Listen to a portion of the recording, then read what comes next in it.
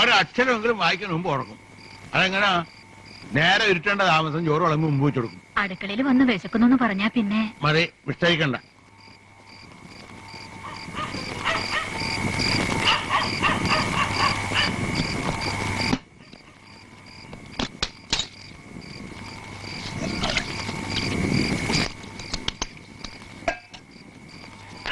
അച്ചടൊന്നും ഇല്ലേ?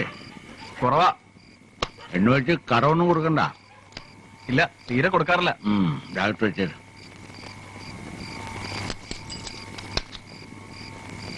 അവിടെ തന്നെ ഒരു കാര്യം പറയട്ടെ. ഒരു കല്യാണം ഉറപ്പിക്കാൻ വിചാരിക്കാൻ നിനക്ക് അധികം വൈകാണ്ട് നടത്താം.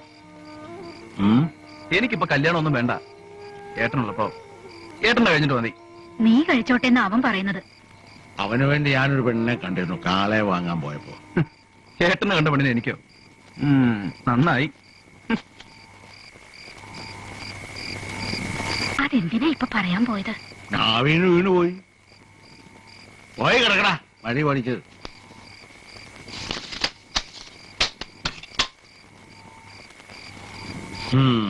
നല്ലൊരു പെൺകുട്ടി ആയിരുന്നു, പറഞ്ഞിട്ടുണ്ടാ?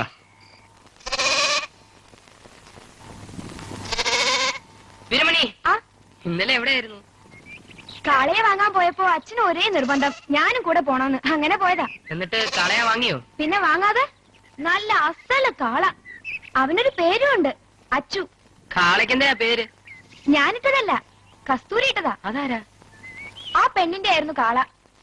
ആദ്യം അവൾ അച്ഛനുമായിട്ടൊന്ന് ഉടക്കി. പിന്നെ നോക്കുമ്പോ അച്ഛന് അവളെ ഭയങ്കര ഇഷ്ടം. അത് കൊള്ളാം. എന്നിട്ട് അച്ഛൻ വന്ന് കനകൻ ചേട്ടനോട് അവളെ കെട്ടാൻ പറഞ്ഞു. ചേട്ടന് പറ്റൂലെന്ന് പറഞ്ഞപ്പോ നടരാജൻ ചേട്ടനോട് പറഞ്ഞു. എന്നിട്ട് നടരാജൻ ചേട്ടൻ സമ്മതിച്ചോ? എവിടെ? രണ്ടാൾക്കും വേണ്ട കസ്തൂരിയെ. കാണാൻ എന്ത് രസമാന്നറിയോ? എന്നാ നീ കെട്ടിക്കോ. അതിനച്ഛൻ എന്നോട് ചോദിച്ചില്ലല്ലോ.